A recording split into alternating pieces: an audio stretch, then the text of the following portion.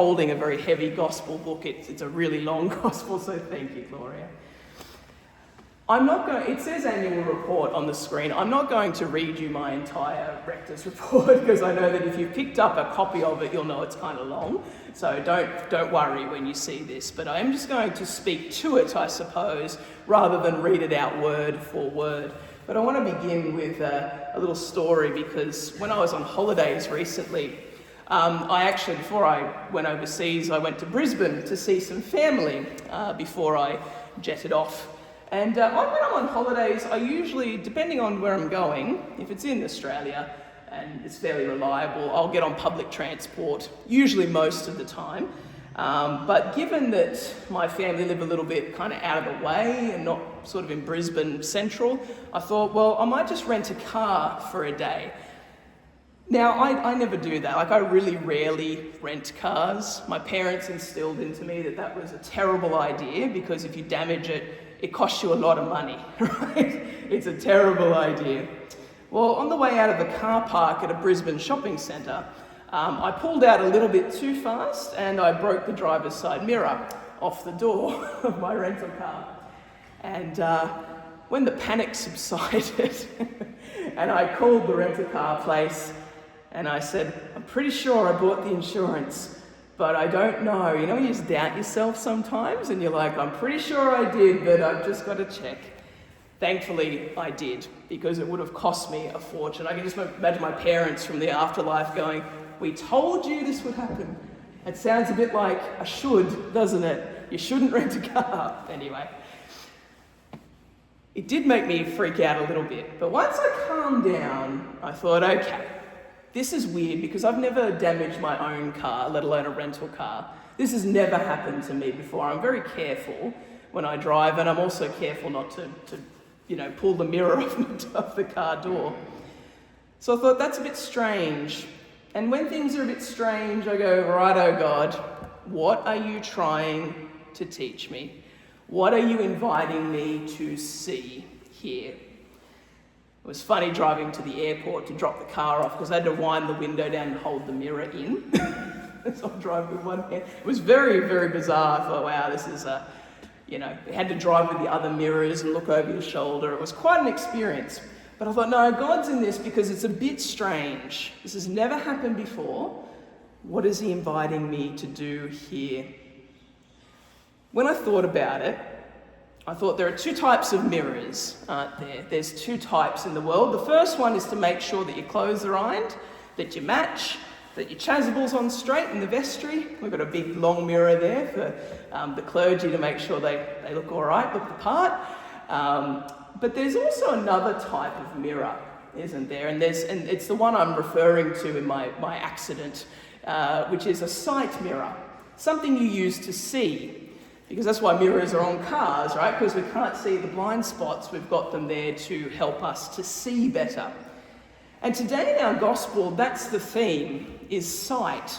The theme of sight, coming from blindness to sight, metaphorically and also physically for the blind man as well.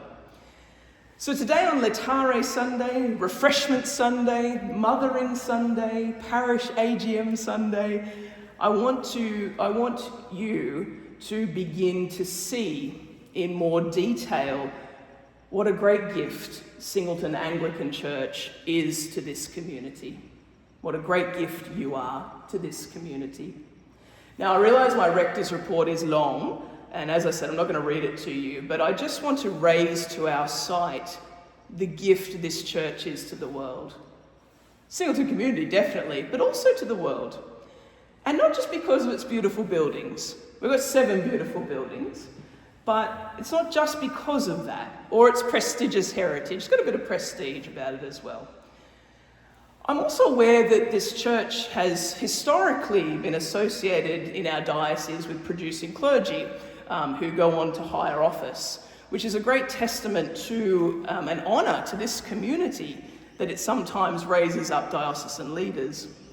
But I want to suggest to you today that is one and amazing part of the story, but the fullness of the story lies here with you, in the human connection that is in this place and the other places, our centres And that's why I began my rector's report with a true story.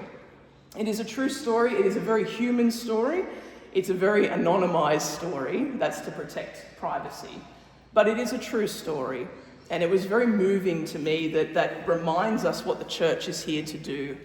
That's what we are here to be. I think a rector's report in some ways is called to make the invisible visible. You know, little working things that go on behind the scenes to make a church run and work and be the place of God in this community. That's what a church is called to be. We're called to be a place where people come and see themselves and see God. Two types of mirrors: see yourself and reflect God. Two types of mirrors. We're called to be a place where people experience God's presence in their joys. So we have weddings and baptisms and Sunday services. But I would argue it's just as important, maybe even more important, that this place is here for people when they experience their lows.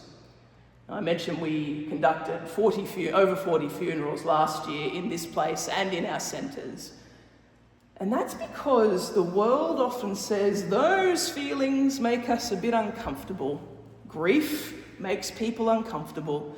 If you've ever been through grief or are currently experiencing it, it can make other people feel uncomfortable. The church is the place where we can bring it and we can own it, because Christ showed us the depth and breadth of the human condition. He didn't just be joyful, though he was.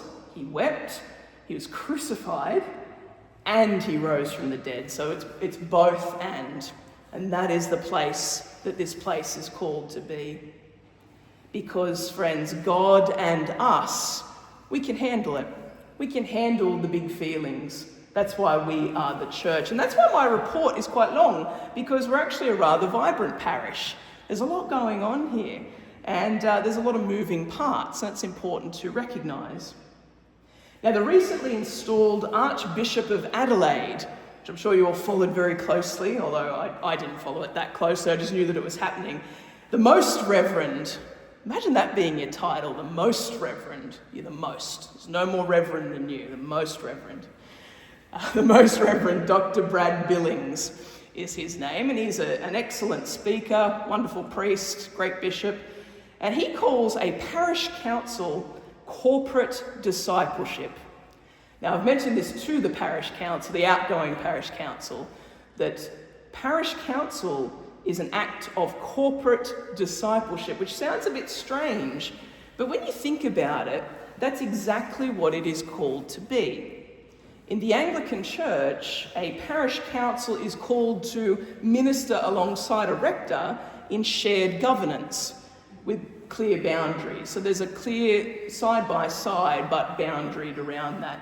And its role is to be a steward of the places we gather to worship God, and as such is a form of discipleship. It is a form of discipleship, and as much as I would like to give Dr. Billings all the glory and credit for coming up with that, I'm pretty sure it was Paul who said that some of us are called to be pastors, teachers, administrators. We need everybody in God's church, because I'm not very good at some things and good at others, and you are really good at other things. We need each other, and that is so important. And as well as being God's church in some sense in eternity, like we are the church that exists here and in heaven, we're called to minister in this funny post-Royal Commission context, which means stricter guidelines for our volunteers. Now, you read more about that in the report, but know that it is quite a lot of work. And in our diocese, it is probably one of the stricter dioceses, given some of our history, but it is a lot of work in that space. And I'm very thankful to the Safe Ministry officer and officers that have come and been in that space, because it is a huge, huge job. But we are called to be a safe church.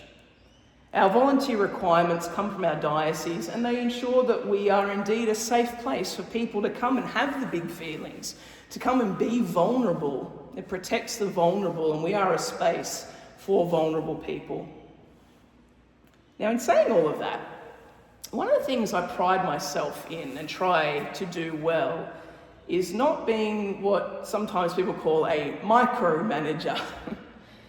And that's because I trust you. I trust you. I trust you to do your role, whether it is member of the clergy, parish council, wardens, op shop, dig, wags, men's ministry, office admin, school scripture, gaps, music ministry, welcomers, flower arrangers, cleaners. I could go on.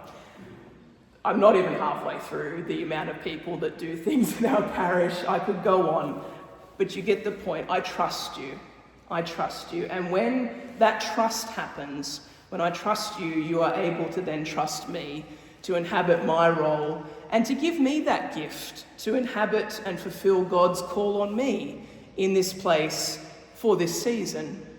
It's wonderful. It is a great reciprocal act of trust. So I want to say thank you, a deep and profound thank you to all of you. I also want to thank you all for being the people of God. You know, I named a lot of things in there too, but you are the people of God. I am part of the people of God too. You are faithful parishioners of this church, whether it's this building or other buildings. You are faithful parishioners of this church, coming to church on Sunday, following Jesus, even when it's particularly difficult, or you feel like coming to church is hard on a particular day. We all have lives that we're not aware of, that others are not aware of. You know, we see each other at certain points of the day or the week, but we lead lives that we're not aware of. And I want to thank you because despite that, you are here. And I know it is hard for some of you, so thank you very much, because I actually can't do this job without you. Without you in the pews, there's no Kim in the pulpit. It doesn't work that way. We don't just have an empty church. So thank you, thank you, thank you. I also want to thank you all for respecting my privacy, because living on site next to a church is pretty new to me. My last parish, I didn't live on site. So living in a rectory right next door to where you work is a little bit new, you know, and it takes a bit of getting used to. And I know that rectories in that sense often have occupied a sense of a shared space in a parish. As an introvert, it is really important for me that I have a space that is my own. And in keeping with the theme of rest that we've explored a little bit in Lent, we've got one more week on that yet, these healthy professional boundaries, particularly around my living space, is actually one of the ways I manage workload and I prevent burnout. So it actually works that way to do that for me. So I really appreciate that you do that and allow me to have that space. It also, that type of boundary allows us to fulfill another document our church is governed by, absolutely the Bible, but also something called faithfulness in service that asks us to have very clear boundaries. Now that's not to say that it's unwelcoming, but it's just a way that I can ensure that I can serve this parish sustainably and well. So thank you very much. As I finish up today, friends, I want to pray that when you've heard this sermon today, when you've read the rector's report, when you come to the AGM, whatever it is, that you have been able to see yourself in the fullness that God sees you. God sees you. It is a remarkable parish. I'm moved every day by the things that happen and the people we support and the way God works in this space. It is truly remarkable. And I am privileged and honoured to lead it as its temporal leader. Now, I've got a friend who calls God the big guy in the sky.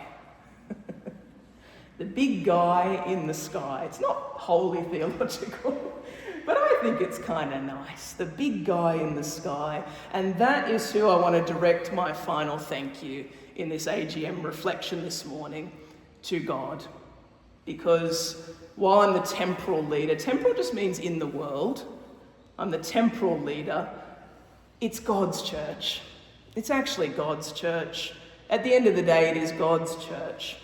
I'm just a steward and a fellow disciple with you in God's church. I might be wearing some fancy clothes, but I'm actually a disciple and a steward with you. It's God who does the work of growth in our parish, It's God who is at work each and every day in this place. And it's God who's ultimately in charge, you know? It's God who is in charge.